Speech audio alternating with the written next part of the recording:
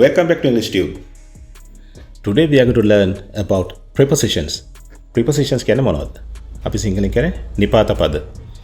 නිපාත පද භාවිතා වෙන්නේ කියන්නේ prepositions භාවිතා කරන්නේ ගොඩක් වෙලාවට වාක්‍යයක දිශාවක් ගැන කතා කරනකොට. එහෙම නැත්නම් වේලාවක් ගැන, ස්ථානයක් ගැන, ස්ථානගත වීමක් ගැන අන්න ඒ වගේ දේවල් කතා කරනකොට අපි මේ prepositions පාවිච්චි කරනවා. preposition එකක් ගොඩක් වෙලාවට තනි වචනයක් එහෙම නැත්නම් වචන කීපයක් විදිහට යෙදෙන්න පුළුවන්.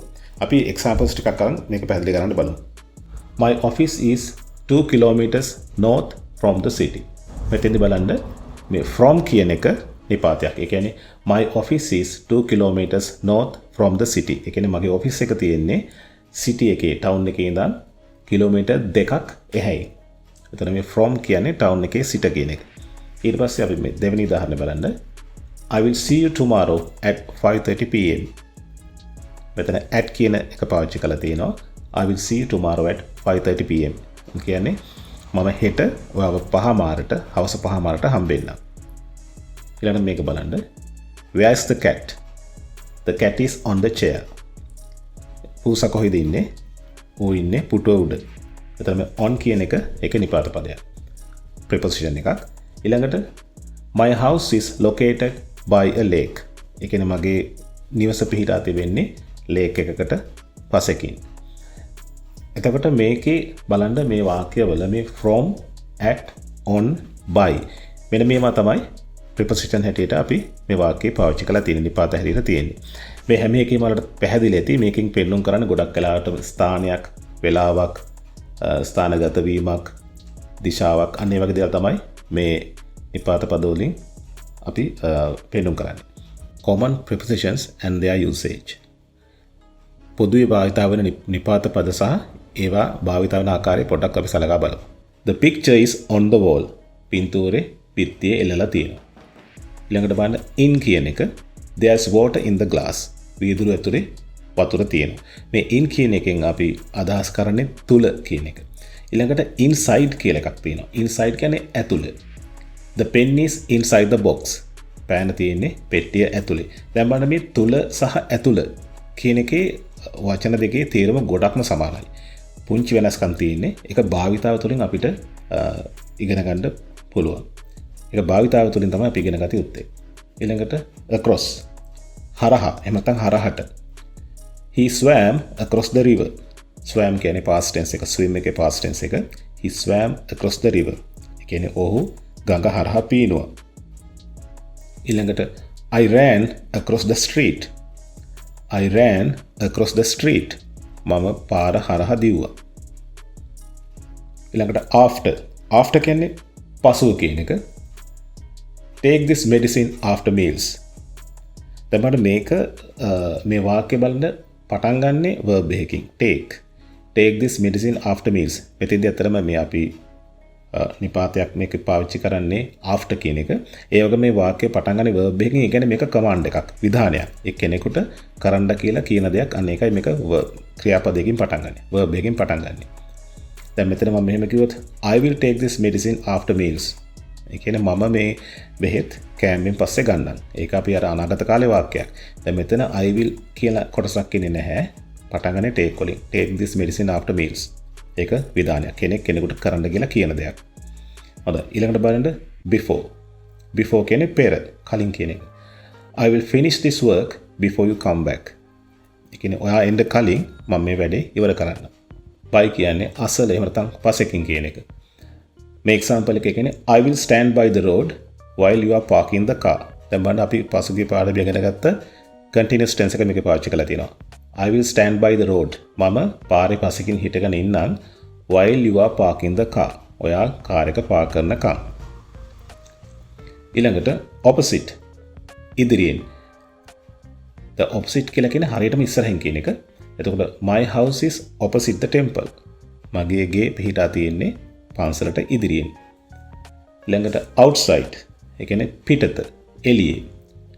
He is waiting outside the building. ඔහු බිල්ඩින් එළියේ නතර වෙලා ඉන්නවා. through කියන්නේ අස්සෙන්, අතරින්. ඒ වගේ මේකේ තව තියෙන අපි ලවා අර කෙනෙක් ලවා දෙයක් කරගන්නවා කියන්නේ අන්නේ අදහසක් මෙතන තියෙනවා. I did this through a lot of difficulties. ඒ කියන්නේ මම මේක කළේ ගොඩක් අමාරුකම් මැද්දේ. ඊළඟට තව උදාහරණයක් බලමු. I got to know this news through a friend of mine. මට මේ නිවුස් එක දැනගන්න හම්බුනේ මගේ යාළුවෙක් හරහා. Towards කියන්නේ දෙසට. It was coming towards me. එය මා දෙසට එමින් තිබුණා. past continuous.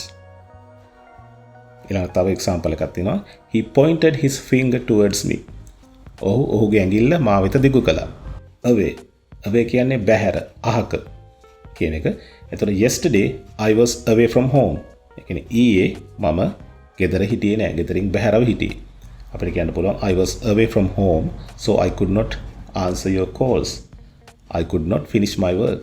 ඕන එකක් ඊට පස්සේ අපිට ඊට පස්සේ පාවිච්චි කරන්න පුළුවන්. in front of කියන්නේ ඉදිරිපිට. දැන් බලන්න opposite කියන එකත් ඉදිරිපිට, in front of කියනත් ඉදිරිපිට. opposite කිව්වොත් එහෙම ගොඩක් හරියට ඉදිරියෙන් කියන එක. in front of කිව්වොත් ඉදිරියෙන් චුට්ටක් එහාට මෙහාට වෙන්න පුළුවන්. මට in front of කියන එකෙන් මට example එකක් කියන්න පුළුවන්. Right now I am talking in front of a camera. මේ මොහොතේ මම කැමරාවක් ඉදිරියේ කතා කර ඉන්නවා. Continuous tense. Under කියන්නේ යට. The cat is sleeping under the table. Continuous tense again. පූසා මේසයට නිදාගෙන ඉන්නවා. ඊළඟට between කියන්නේ යම්කිසි දෙකක් අතරතුර කියන එක. දැන් I am sitting between a cupboard and a wall. ඒ කියන්නේ මම ඉඳගෙන ඉන්නේ බිත්තියකට කබඩ් එකකට අතරමැද කියන. ඊළඟට behind කියන්නේ පිටුපස. The car is parked behind the building. Car එක පාක් කරලා තියෙනවලු බිල්ඩින්ග් එක පිටිපස්සේ. above කියන්නේ ඉහළින්. The sun is above the clouds. ඉර තියෙනවා වලාකුළටත් ඉහළින්. ඊළඟට below කියන්නේ පහළ. The fish are swimming below the surface. තමයි මේකේ the fish are swimming below the surface. මෙතෙන්දී මේ fish කියන එක මාළු කියන එකේ බහුවචනයයි ඒක වචනයයි දෙකම fish. අපි fishes කියලා පාවිච්චි කරන්නේ. එතකොට මේක fish is කියලා දැම්මොත් අපි ඒක වචන එක මාළු ගැන කතා කරන්නේ. fish are කියලා ගත්තොත් මාළු ගොඩක් ගැන. එතකොට මේ example එකේ මාළු ගොඩක් ගැන කතා කරන්නේ. The fish are swimming below the surface.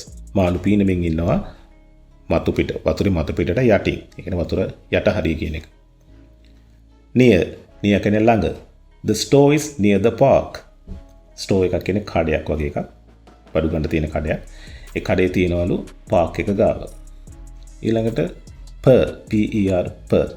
The cost per kilogram is 60 rupees. ඒ කියන්නේ කිලෝග්‍රෑම් එකක මිල රුපියල් 60යි. ඊළඟට අපි තව prepositions ටිකක් බලමු. regarding කියන්නේ about කියන එක කියන්නේ ගැන සම්බන්ධයෙන් කියන එක. I have a question regarding the project. කියන්නේ මට මේ ව්‍යාපෘතිය ගැන ප්‍රශ්නයක් තියෙනවා. Concerning. The discussion was concerning the recent changes.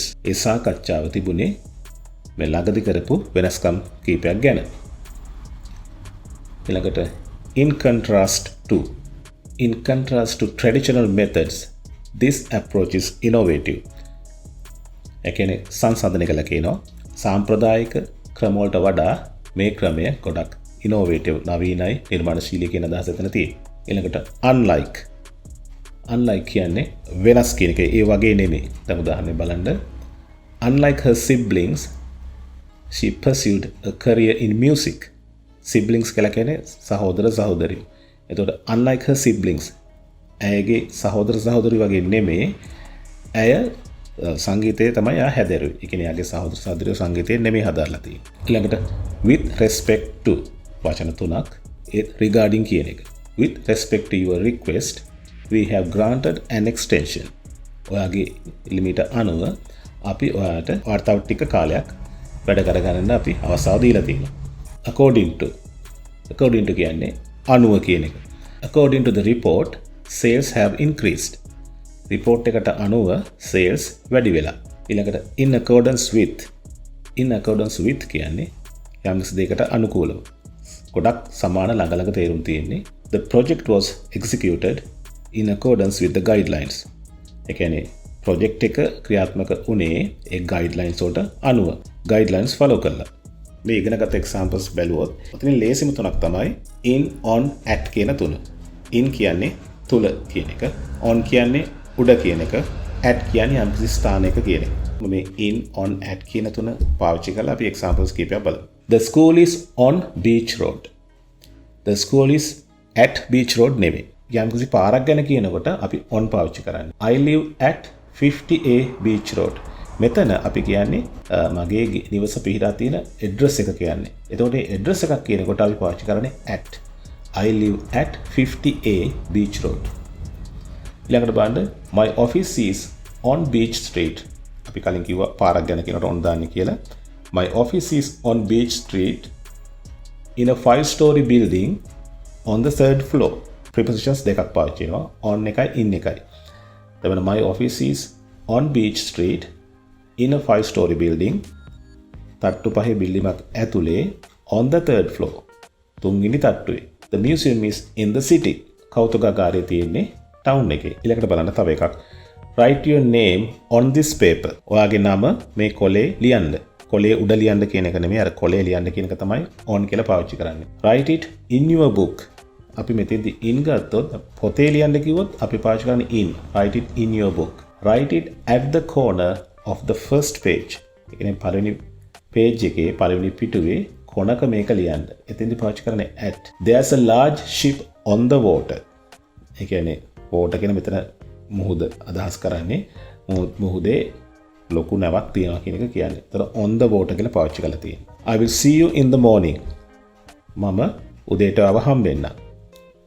උදේ ගැන කියනකොට. දැන් ඊළඟ එක බලන්න. I will see you at night. මම රාත්‍රියේදී ආව හම්බෙන්නම් කිව්වොත් අපි පාවිච්චි කරන්නේ at. ඔයාලට ඕනේ කියලා හිතන්න කෙනෙක් අපි දවල් කාලේ හම්බෙන්නම් කියලා. I will see you during the day. එහෙම නැත්නම් I will see you during the daytime. Where's your mobile phone? It's in the car. එක කාර් එක ඇතුලේ. Where's your brother? He's in the pool. එයා තාම ස්විම් pool එකේ ඉන්නවා. He is still at school. එයා තාම පාසලේ. Let's meet at the temple. අපි පන්සලේදී හම්බෙමු. I live at 30 Beach Street. අපි කලින් කතා කළා address එකක් ගැන කියනකොට at කියන්නේ කියලා. ඊළඟට මේක බලන්න. I had lunch at Carvin's house. මම lunch ගත්තේ කාවින්ගේ ගෙදර. එතෙන්දී at පාවිච්චි කරන්නේ. ඊළඟට අපි මෙහෙම කිව්වොත් I had lunch with Carvin. එතකොට ඒ කියන්නේ මම කාවින් එක්ක lunch ගත්තා. තැනගෙන කියන්නේ ඒක ගත්ත කෙනා ගැන තමයි කියන්නේ. ඊළඟට I met him at a party. මට ඔහු හම්බුනේ පාටි එකදී. ඒ ගොඩකට දී කියලා අපි කියන්නේ අන්න එතෙන්දී at පාවිච්චි වෙනවා. I am at a meeting. මම meeting එකේ ඉන්නේ. හොඳයි. දැන් මේ prepositions වල එක දෙයක් තියෙනවා මේක අර හරියටම ගොඩක් ඒවා exact meaning එකක් කියලා කියන්න අමාරුයි. අපිට අර ළඟින් යන තේරුම් තමයි ගොඩක් ඒවා තියෙන්නේ. සමහරක් ඒවා තේරුම් සමානයි ගොඩක් වෙලාවට. හැබැයි පුංචි වෙනස්කම් මේ තියෙනවා සමහර නිපාත පදවල. There are slight differences in context. ඒ කියන්නේ ඉතා සුළු වෙනස්කම් තියෙනවා context එක අනුව.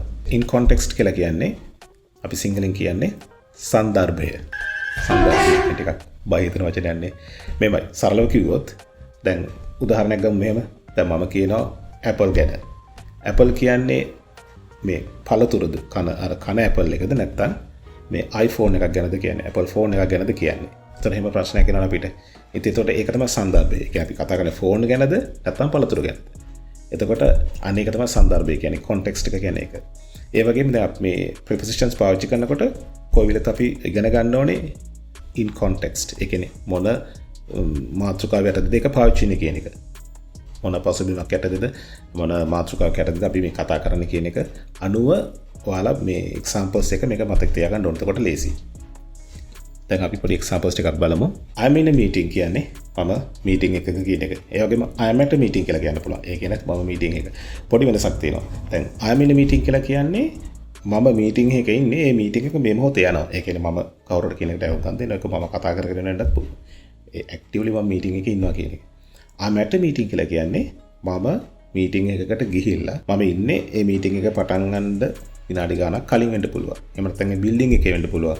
ඒ තියෙන ස්ථානේ වෙන්න පුළුවන්. ඒ මීටින් එකේ යම්කිසි අවස්ථාවක වෙන්න පුළුවන්. ඒක ටිකක් අර ඒකේ අර පරාසය පොඩ්ඩක් වැඩි. අපි හරියට කියන්නේ කොතනද කියලා. ඒ කියන්නේ මීටින් එක සම්බන්ධ තැනක ඉන්නේ. ඒ in එකේ act එකේ පොඩි වෙනසක්. He is still in school. ඒ කියන්නේ ඔහු තාම පාසලේ. He is still at school. ඒකත් ඒ කියන්නේ ඔහු තාම පාසලේ. ඒතර in school කියන්නේ අර කලින් එක විදිහම තමයි. in school කියලා කියන්නේ මෙයා ශිෂ්‍යයෙක්. එයා ස්කෝලේ බිල්ඩින් එකක් ඇතුලේ අධ්‍යාපන කටයුත්තක ඉන්න වෙන්න පුළුවන්. එහෙම නැත්නම් එයා ස්පෝර්ට්ස් මොනවා ක්‍රීඩා කර කර ඉන්න පුළුවන්. ඒ කියන්නේ පාසල් ශිෂ්‍යයෙක් හැටියට ඉන්නවා කියන අදහස එතන තියෙනවා. ඒතර he is still at school කියලා කිව්වොත් එයා ස්කෝලේ යම් කිසි තැනක ඉන්නවා. එයා මේ ශිෂ්‍යයෙක් වෙන්න ඕනේ. එයා සමහරට තාත්තා කෙනෙක් වෙන්න තාත්තා වෙන්නත් පුළුවන්. ඒ කියන්නේ ස්කෝලේ ඇතුලේ කොහරි තැනක ඉන්නවා. මොකක් හරි වැඩකට ගිහිල්ලා. ඉගෙන ගන්න ගිහිල්ලා නෙමෙයි වෙන්න පුළුවන්. එතකොට ඉන් එක ඇට් එකේ වගේ පොඩි වෙනසක් තියෙනවා. prepositions ගොඩක් ලේසි. කියන්නේ වචන පුංචි. ඒවා මතක තියාගන්න අනිවාර්යයෙන්ම ඔයාලට practical examples එක තමයි මතක තියාගන්න යුත්තේ. පළවෙනි එක තමයි ඔයාලා follow කරන්න native speakersලා මේවා කොහොමද පාවිච්චි කරන්නේ. ඒ කියන්නේ ඉංග්‍රීසි කතා කරන රටවල ඉන්න කට්ටිය දැන් අපිට ඒක බලන්න තියෙන හොඳම ක්‍රමය තමයි movies ඊළඟට stories. ලේසිම ක්‍රමේ stories. මොකද stories අපි ගොඩක් කරනකොට වලට මේ ගොඩක් මතක හිටිනවා. මම ඉදිරියට ගොඩක් ස්ටෝරිස් කරනවා. දෙවෙනි ක්‍රමේ මෙයා ගොඩක් වෙලාට මතක තියාගන්න උත්සාහ කරන්න මේක විෂුවලයිස් කරලා කියන්නේ පින්තූරයක් නගලා. ගොඩක් වෙලාට දැන් අපි සරල එකක් ගමු. The cat is under the chair කිව්වොත් ඔයාගේ ගෙදර ඉන්න පූසාව මතක් කරගන්න. එහෙම නැත්නම් ඔයාට කැමති ඔළුවට එන දර්ශනයක් මතක් කරගන්න. ඒතර ඒකත් එක්ක මතක තියාගත්තා මේක හොඳට මතක හිටිනවා. තුන්වෙනි ක්‍රමේ use them in context. අර මම කිව්වේ සන්දර්භය ඇතුලේ පාවිච්චි කරන්න කියලා. ඒ කියන්නේ ගොඩක් වෙලා නිකන් කටපාඩම් කරන්න එපා වචන විතරක්. ඒක යෙදෙන විදිය ඒ අවස්ථාව ඒ පසුබිමත් එක්ක පාඩම් කරන්න. එතකොට මතක තියාගන්න ලේසි. Until next time, keep learning, keep growing. I will see you in the next.